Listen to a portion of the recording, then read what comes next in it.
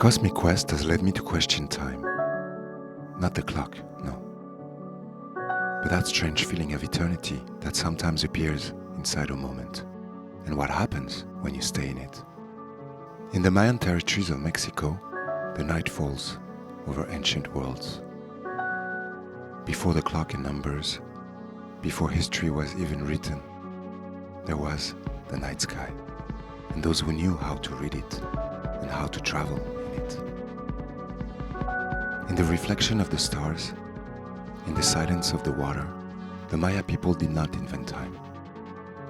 They discovered it, understanding that time is not a line, but a circle, a mirror.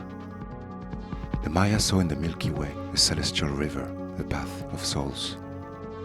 What we call the galaxy, they called the road of creation. In places like these lagoons, in the water, the sky reveals its symmetry. They observed the alignment of the stars with uncanny precision. They tracked the cycles of Venus.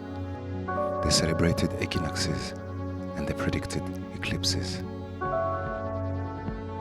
The forest remembers, roots growing over ruins.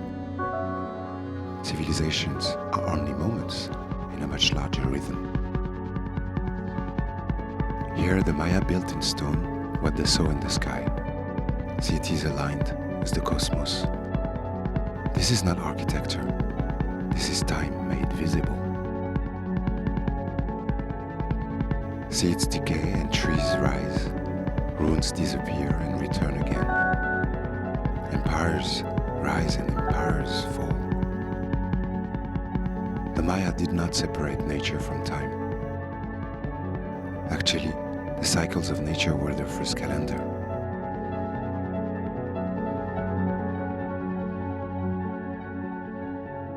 Forests are sanctuaries. Whoever knows how to speak to them, whoever knows how to listen to them, can learn some truths. The forest does not preach, it whispers the ancient laws of life. Space and time are part of the same fabric, a fabric that can be curved by stars, by planets, by matter and antimatter. Time is not absolute. Time can slow down. Time can bend. Time also depends on where you are in the universe. We discovered that matter is not really solid, that everything is mostly empty space, energy, vibrations, probabilities. We now understand that the observer changes what he observes, as if reality is something we create ourselves. We are slowly rediscovering that the universe is not a machine, but movement, relation, transformation.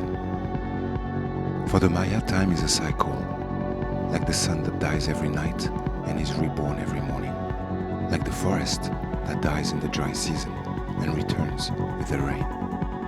The Maya were not building monuments to power, they were mapping existence itself, explaining the cosmic cycles, like here in Palenque.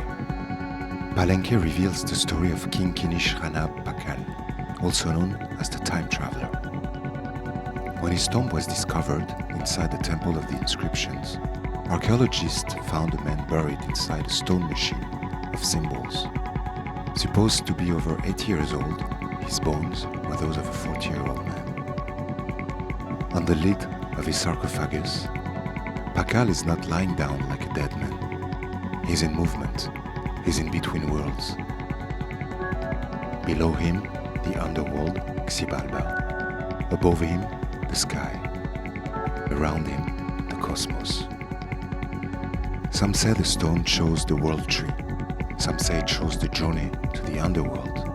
But others see something different. A man sitting forward, hands like on controls, feet like on pedals, fire behind him like propulsion, like a machine, like a vehicle. Maybe he did not escape death. Maybe he escaped time. Maybe he came here for a while, to rule, to build, to teach, and then one day he left, back into the great river of time, and he left behind him a city in the jungle, and a question. If time doesn't exist, is death just an illusion? What if death is in fact a passage, a movement between worlds? The forest, the stones, the kings, the stars, and time itself are all part of the same story. Life feeds on death, death gives birth again. Nothing truly disappears, everything transforms. Through their myths, they remembered something we forgot. Humanity was not the first attempt. The world had already been created before, and destroyed before, and created again. Mayan cities were placed in the forest like constellations on Earth, mountains rising above the jungle, like here in Calakmul, the capital of the Snake Kingdom, one of the most powerful dynasties of the Maya world, ruling vast territories through alliances and the knowledge of the stars. Places where the three worlds meet, the sky, the earth, the underworld. And the beauty of human life as the balance between all these worlds. This is what I feel here, that beauty is eternity gazing as itself in a mirror, that we are eternity, and we are the mirrors.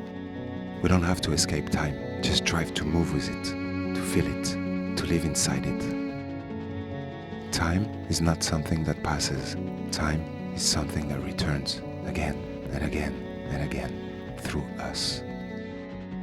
The city is gone, but the stones are still here, and the forest has returned like us. Standing in the wind, the clouds, the trees, the animal kingdom, we remind ourselves who we are. Space and time travelers.